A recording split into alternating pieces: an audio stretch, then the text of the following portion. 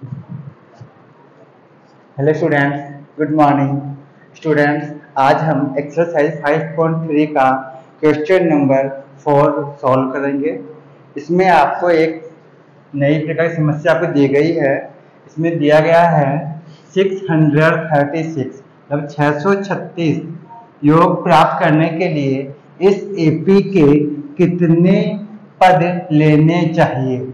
मतलब आपको इस समांतर श्रेणी में कितने पदों को ऐड करने पर ये योगफल प्राप्त होगा।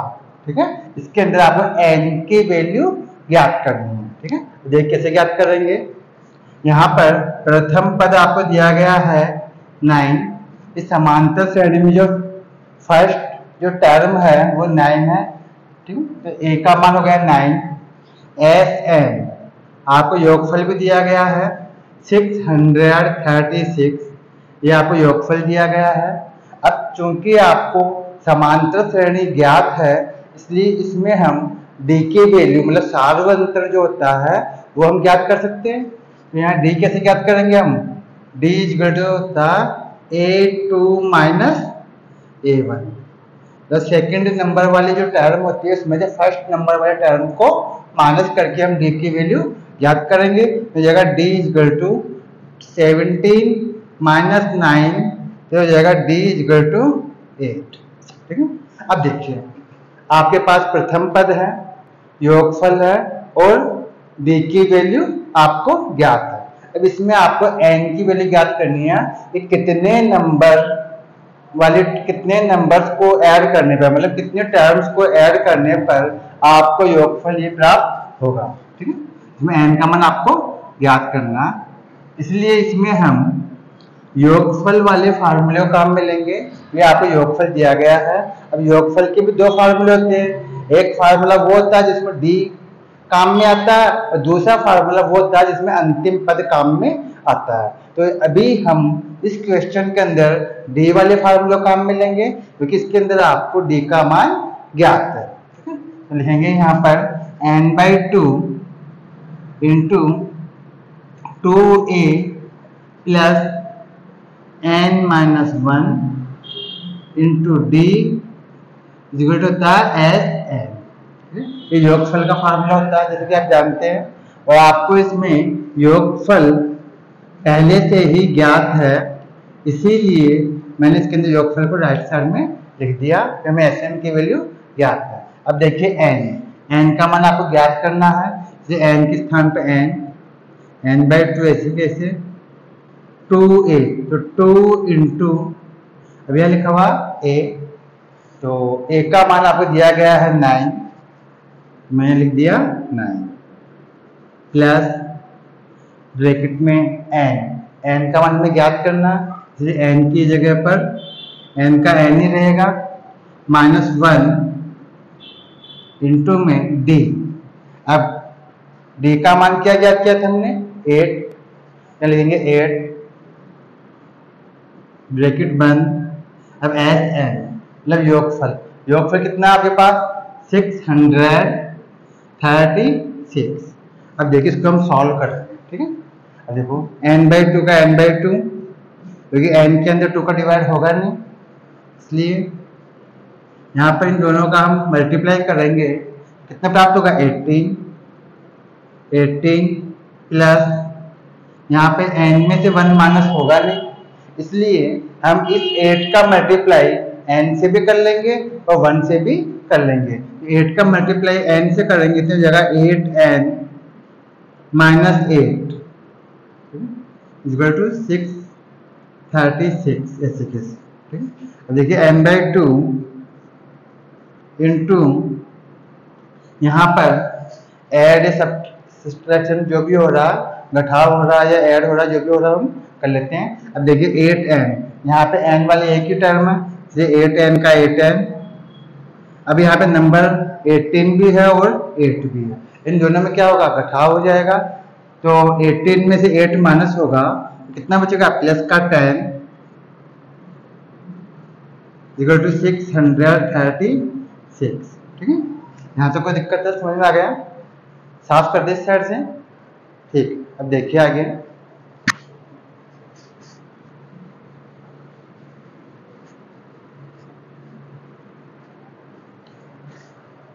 तो देखिए यहाँ पे हो जाएगा n/2, ठीक है, इसको यहाँ कर लेते हैं n/2 इंटू यहाँ पर 8n और 10, इन दोनों में 2 कॉमन ले सकते हैं हम, ठीक है।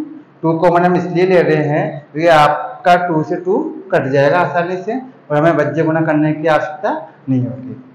तो यहाँ पर हम 2 कॉमन ले रहे हैं यहाँ पर, तो यहाँ पे 2 का डिवाइड करेंगे 4n में, कितना बच जाएगा यहाँ पे 4n प्लस 2 का डिवाइड 10 में करेंगे, यहाँ जाएगा 5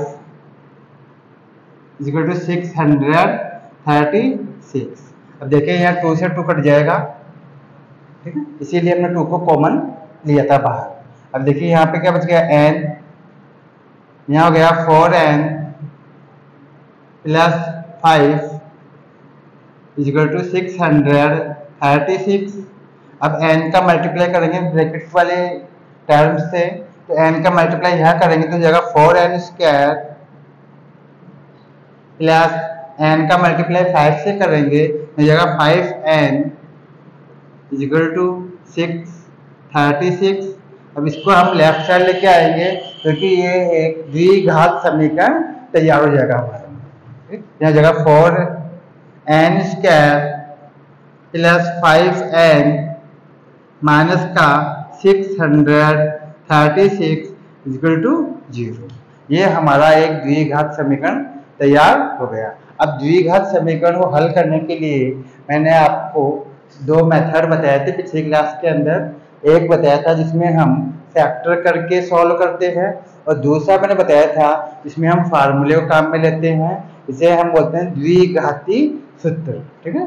तो उससे भी हम सॉल्व कर सकते हैं। अभी फिलहाल इस इक्वेशन को हम फैक्टर विधि से, मतलब गुणनखंड विधि से सॉल्व करने वाले हैं, ठीक है।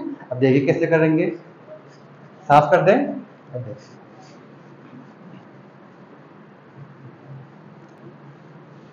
मैंने आपको पिछली क्लास में ये बताया था कि a और c को हम पहले मल्टीप्लाई कर लेते हैं और a और c का मल्टीप्लाई करने पे जो संख्या प्राप्त होती है उसके हम 2 फैक्टर करते हैं। जैसे यहाँ पे देखिए a की वैल्यू क्या 4 है, c की वैल्यू क्या है माइनस का 636 है। यहाँ पर अभी हम 4 का और 636 को मल्टीप्लाई करेंगे। इनको मल्टीप्लाई करने पे आपको प्राप्त होगा 2544, ठीक है, ये आपको प्राप्त होगा। ये a इंटू सी किया हमने, a इंटू सी। अब इसके हम 2 फैक्टर करेंगे। इस तरह से फैक्टर करने हैं आपको कि जिनको मल्टीप्लाई करने पर तो आपको यही संख्या प्राप्त हो जाए, लेकिन ऐड करने पर या सब्सट्रैक्शन करने पे, मतलब घटाव करने पर आपको 5 प्राप्त हो जाए, मतलब b की वैल्यू प्राप्त हो जाए। क्योंकि यह इसको हम बोलते हैं a, ये b की वैल्यू 5 है और c की वैल्यू है माइनस 636 है, ये c का मान है, ठीक। तो पहले हम a और c को मल्टीप्लाई कर लेते हैं। आप अगर ज्यादा जानकारी चाहते हैं तो अपने पिछली क्लास देख लीजिएगा, इसमें हमने द्विघात समीकरण को हल करना बताया गया है, ठीक है। अब देखिए अब इसके फैक्टर कैसे करें। आप कहेंगे साहब इतनी बड़ी संख्या है, इसकी तो फैक्टर कर ही नहीं पाएंगे। इसके लिए आप क्या करेंगे, इसके प्राइम फैक्टर कर लीजिए, ठीक है। भाज्य गुणन करेंगे हम, देखो कैसे करेंगे। 2544 है, इसके हम अभाज्य गुणनखंड करेंगे। सबसे पहले 2 का डिवाइड होगा, ठीक है, तो हो जाएगा 1, 2 2 जा 4 और यहाँ बच जाएगा 7 और यहाँ हो जाएगा 2। फिर हम 2 का डिवाइड करेंगे, हो जाएगा 6, यहाँ हो जाएगा 3 और यहाँ हो जाएगा 6। फिर हम डिवाइड करेंगे इसके अंदर, ठीक है, तो 2 का डिवाइड हो जाएगा यहाँ वापस से, यहाँ हो जाएगा आपके 3, ठीक है, यहाँ हो जाएगा 1 और यहाँ हो जाएगा 8। फिर हम 2 का डिवाइड करेंगे, हो जाएगा 1 और यहाँ हो जाएगा 5 और यहाँ हो जाएगा 9। अब हम इसके अंदर 2 का डिवाइड तो होगा नहीं, अब इसमें 3 का डिवाइड करेंगे तो 3 5 या 15 और यहाँ पे 3। अब 53 में 53 का ही डिवाइड हो जाएगा आराम से, तो यहाँ हो जाएगा 1 टाइम। अब इसमें आपको 2 सेट, मतलब आपको सेट इस तरह से बनाने हैं जिनका ऐड करने पर या सब्सट्रैक्शन करने पर जोड़ने पर या घटाने पे तो आपको 5 प्राप्त हो, लेकिन मल्टीप्लाई करने पे आपको यही संख्या प्राप्त हो। देखिए इसके अंदर हम एक ले लेते हैं, 2 2 जा 4, 4 2 जा 8, 8 का मल्टीप्लाई करें 2 से 16, 16 का मल्टीप्लाई करेंगे 3 से तो यहाँ हो जाएगा 48।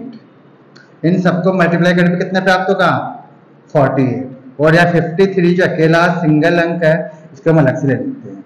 अगर आप ध्यान से देखेंगे तो 48 और 53 को मल्टीप्लाई करने पर आपको यही संख्या प्राप्त होगी जो कि हमारा a और c का गुणनफल है। लेकिन इन दोनों में अगर हम घटाव करेंगे तो आपको 5 प्राप्त हो जाएगा जो कि b की वैल्यू है। तो आपको मैंने इसी प्रकार बताया था पिछली क्लास के अंदर गुणनखंड विधि कैसे सॉल्व करते हैं हम।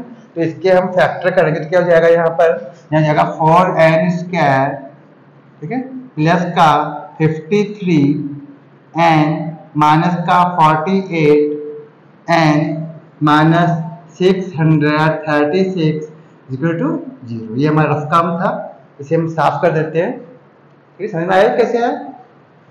यहाँ 53 और 48 हमारे फैक्टर हो गए जिनका घटाव करने पे तो आपको कितना प्राप्त होगा 5।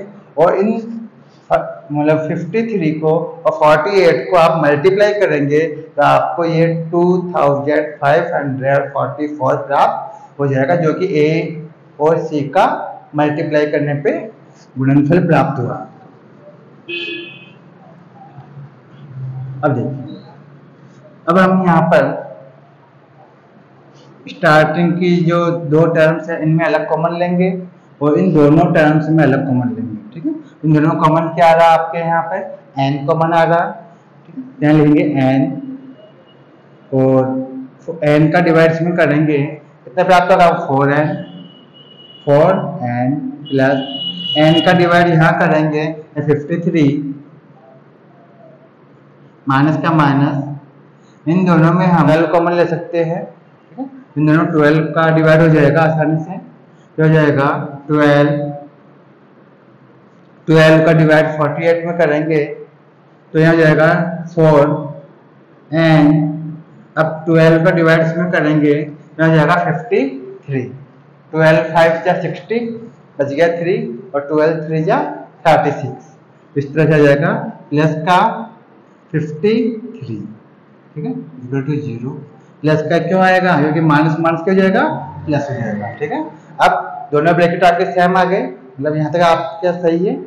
लिखेंगे n 4n plus 53 one time और n minus 12 one time equal to 0। अब एक बार 0 इसके बराबर लेंगे, एक बार 0 इसके बराबर लेंगे तो जगह 4n प्लस 53 इक्वल टू 0 तो जाएगा 4n इक्वल टू माइनस का 53 तो जाएगा n इक्वल टू माइनस का 53 अपॉन 4। एक मान तो आपको n का ये प्राप्त हुआ, माइनस का 53 अपॉन 4 जो कि संभव नहीं है। अब क्यों नहीं संभव है, क्योंकि समांतर श्रेणी में n का मान कभी भी ऋणात्मक नहीं हो सकता। ठीक है, तो दूसरा मान हम ज्ञात करते थे किससे, n माइनस 12 इक्वल टू 0, तो n कितना जाएगा प्लस का 12 जो कि हम ले सकते हैं। लिखेंगे आप करते इधर से देखिए,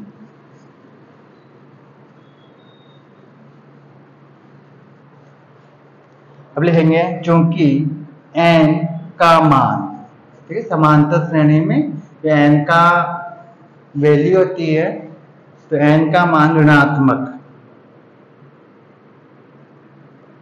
मतलब माइनस के अंदर नेगेटिव ऋणात्मक नहीं हो सकता, नहीं हो सकता। ठीक है, अतः n का मान क्या लेंगे, n इक्वल टू 12। आप कौन सा मान लेंगे, इस वाले मान को हम ले लेंगे, n की इस वैल्यू को हम ले लेंगे, n का मान 12 हो जाएगा आपके। तो अब कहेंगे अतः AP के 12 मतलब 12 पदों का सम करने पर आपको 636 प्राप्त होगा। ठीक है, तो आपका ये आंसर हो गया n इक्वल टू 12 या AP के 12 पदों का योगफल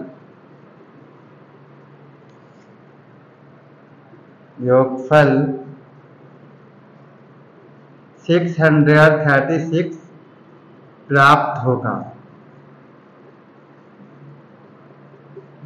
मतलब ये आपका आंसर हो गया 12।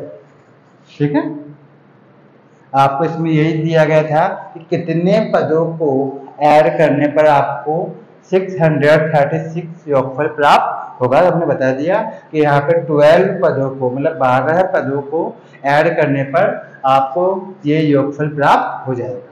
समझ में आ गया। अब हम आते हैं नेक्स्ट क्वेश्चन पर, क्वेश्चन नंबर 5। देखिए क्वेश्चन नंबर 5 है, इसमें आपको दिया गया है किसी एपी का प्रथम पद ए की वैल्यू 5 है, अंतिम पद जिसको हम बोलते हैं एल वो 45 है और आपको सम मतलब योगफल दिया गया 400। ठीक है, तब आपको पदों की संख्या और सारवंतर ज्ञात करना है। ठीक है, देखिए इसमें आपको प्रथम पद ज्ञात है, ए का मान आपको दिया गया है 5, इसको हम बोलते हैं प्रथम पद। अब अंतिम पद, ये जो अंतिम पद दिया गया इसको क्या बोलते हैं एल या फिर ए एन।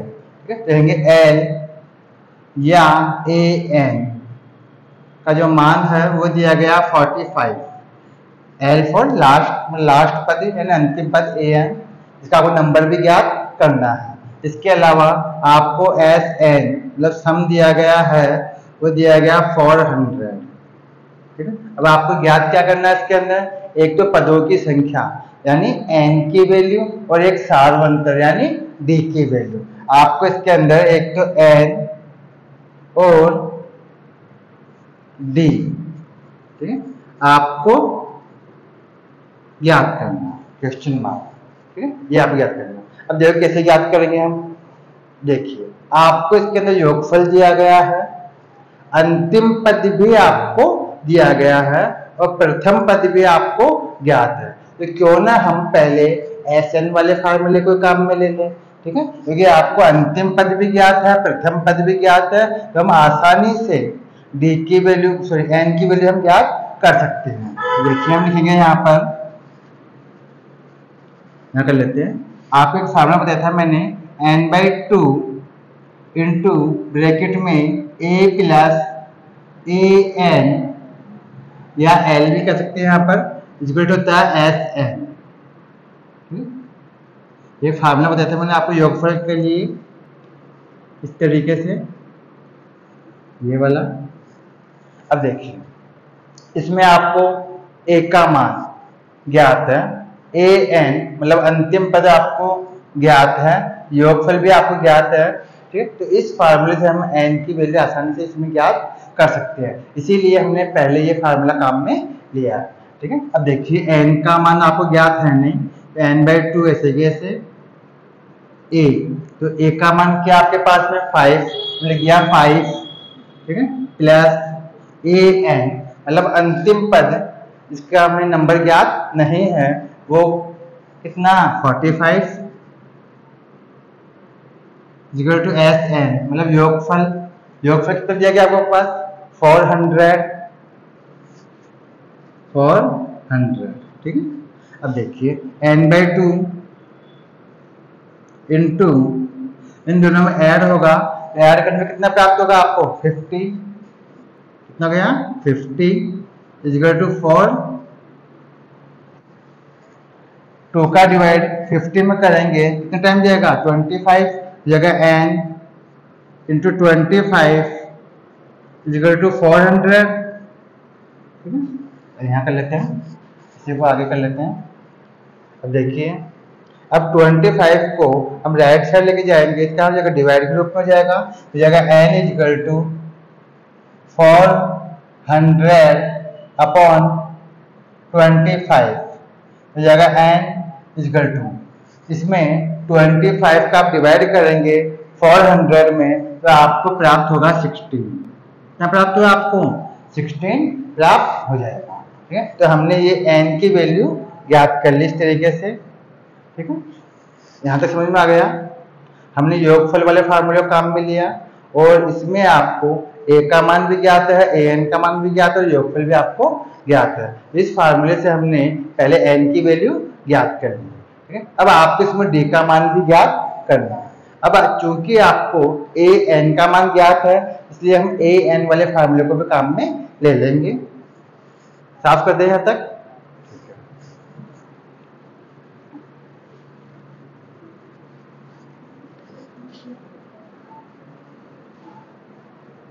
देखिए इधर कर लेते हैं, यहाँ कर लेते हैं। आपको एक फार्मूला पता था ए एन वाला, तो क्या होता है ए प्लस ब्रैकेट में एन माइनस 1 इंटू डी क्या होता है ए एन। ठीक है, ये फार्मूला पता था होगा आपको। तो देखिए ए का मान क्या था हमारे पास 5, ठीक है, प्लस एन का मान हमने अभी जस्ट ज्ञात किया 16 माइनस 1 इंटू डी का मान हमें ज्ञात करना है क्योंकि आपको पदों की संख्या और एक सारवंत्र ज्ञात करना है। तो हमने n की वैल्यू तो ज्ञात कर दी 16, अब हमें d की वैल्यू ज्ञात करनी है। तो d का d रहने देंगे हम an। ठीक है, मतलब वह पद जो अंतिम पद था जिसका हमें नंबर ज्ञात नहीं था वो कितना था आपके पास में 45 लिख दिया हुआ, 45।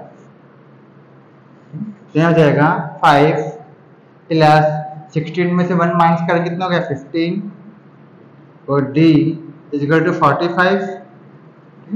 5 को राइट साइड लेके जाएंगे तो जाएगा 15 d इक्वल टू 45 माइनस 5 क्या हो जाएगा, साफ कर देते हैं। क्या हो जाएगा आपके पास में 15d इक्वल टू 40। ठीक है, कितना प्राप्त हो गया 40।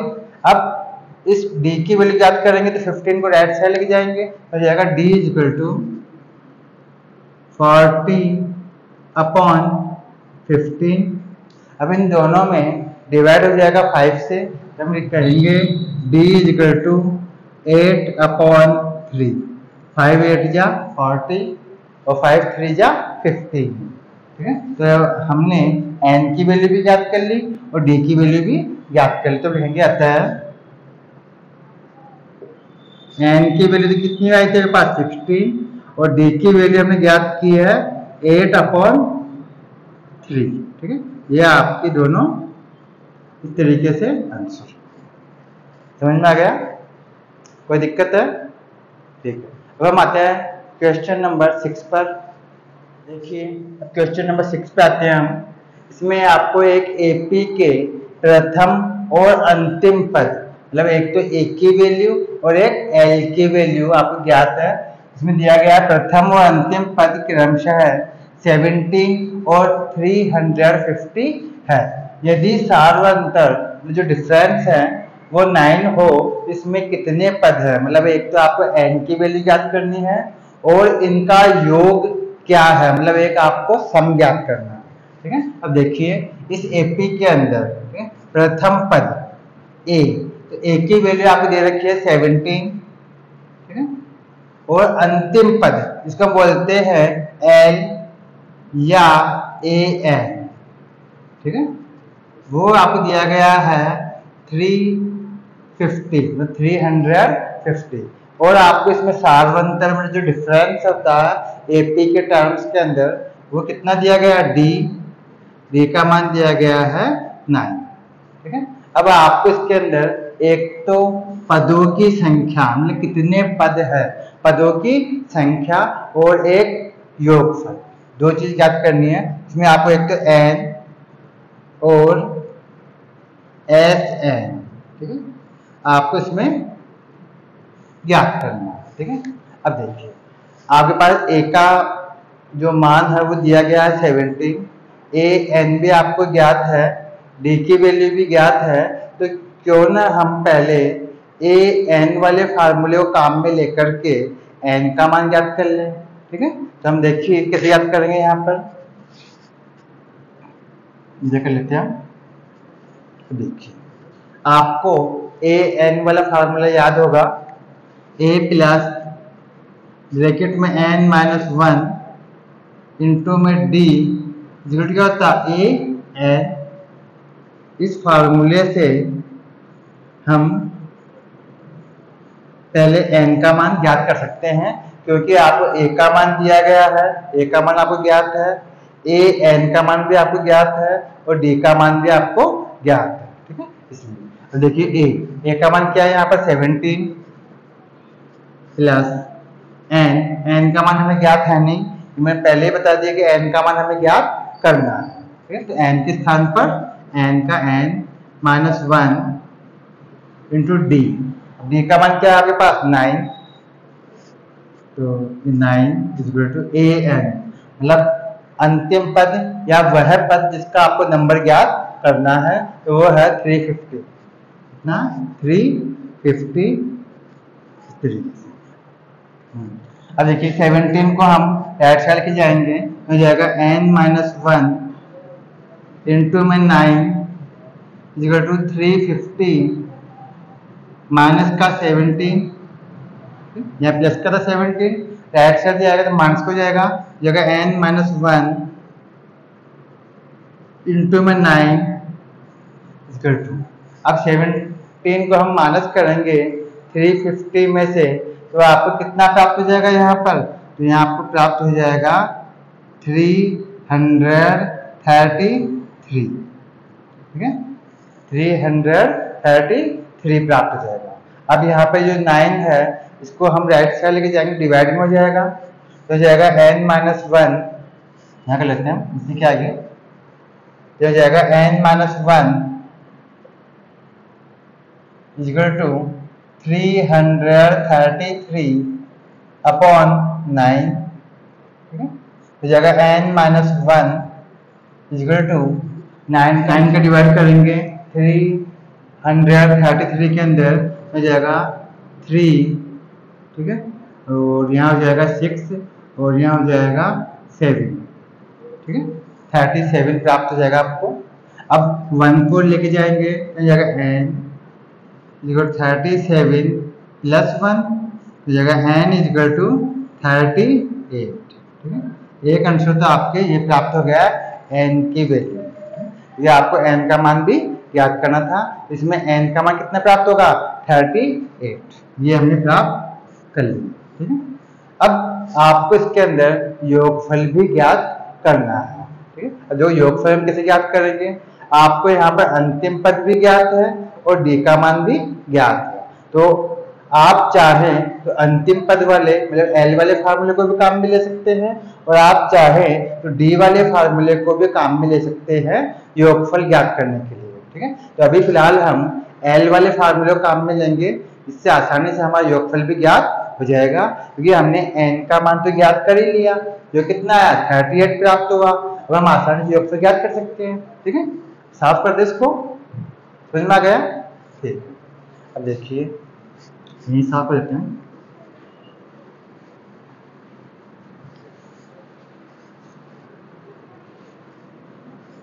अब देखिए आगे आपको योगफल निकालना है, एस एन की वैल्यू भी ज्ञात करनी है, तो लिखेंगे S N equal to n by two into में ब्रैकेट में a प्लस ए एन या l, ठीक है। ये आपको फार्मूला ध्यान में होगा,